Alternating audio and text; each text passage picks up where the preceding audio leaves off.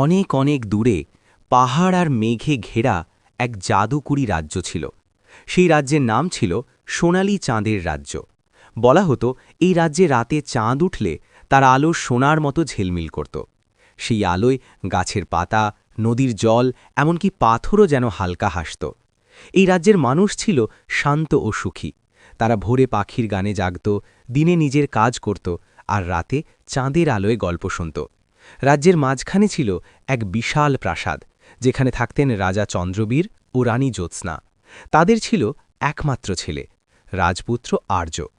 রাজপুত্র আর্য ছিল দয়ালু ও বুদ্ধিমান, কিন্তু তার জীবনে একটি দুঃখ ছিল, সে হাঁটতে পারত না। ছোটবেলা থেকে সে হুইল চেয়ারে বসেই রাজ্যের সব কিছু দেখত। তবু তার মন ছিল অদম্য।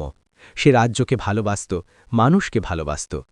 রাজ্যের এক প্রান্তে ছোট্ট একটি গ্রামে থাকত এক ছেলে, তার নাম নিলয়। নিলয় ছিল এক সাধারণ কাঠুরের ছেলে। তার বাবা প্রতিদিন জঙ্গলে কাঠ কাটতেন, আর নিলয় পড়াশোনার ফাঁকে বাবাকে সাহায্য করত। নিলয়ের চোখে ছিল স্বপ্ন, আর মনে ছিল সাহস।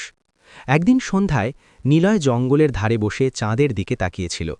হঠাৎ সে শুনতে পেল এক অদ্ভুত কান্নার শব্দ।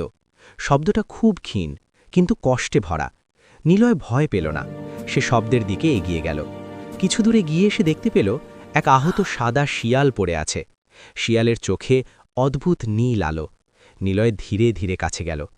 ভয় পেও না, নিলয় বলল, আমি তোমার ক্ষতি করব না। শিয়ালটি মানুষের মতো করে কথা বলল। নিলয়, তুমি কি আমাকে সাহায্য করবে? নিলয় অবাক হলেও ভয় পেল না। সে শিয়ালটিকে পানি দিল, ক্ষত বেঁধে দিল। তখন শিয়ালটি হালকা আলোয় ঢেকে গেল, আর মুহূর্তেই এক বৃদ্ধ জাদু করে রূপ নিল। আমি এই রাজ্যের প্রাচীন রক্ষক, জাদুকর বললেন। সোনালি চাঁদের রাজ্য বড় বিপদের মুখে। নিলয় চুপচাপ শুনছিল। জাদুকর বললেন, চাঁদের আলো চুরি হয়ে যাচ্ছে। কেউ একে একে চাঁদের জাদু শোষণ করছে। যদি পুরো চাঁদের শক্তি হারিয়ে যায়, এই রাজ্য অন্ধকারে ডুবে যাবে। আমি কি করতে পারি? নিলয় জিজ্ঞেস করল। জাদুকর বললেন, তোমাকে যেতে হবে অন্ধকার পাহাড়ে। সেখানে আছে কালো জাদুকর মরুদ্র, সেই এই কাজ করছে। নিলয়ের বুক কেঁপে উঠল, কিন্তু সে মাথা নেড়ে বলল, আমি যাব।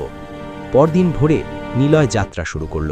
পথে সে নদী পার হল, জঙ্গল পেরোল, অদ্ভুত সব প্রাণীর মুখোমুখি হল।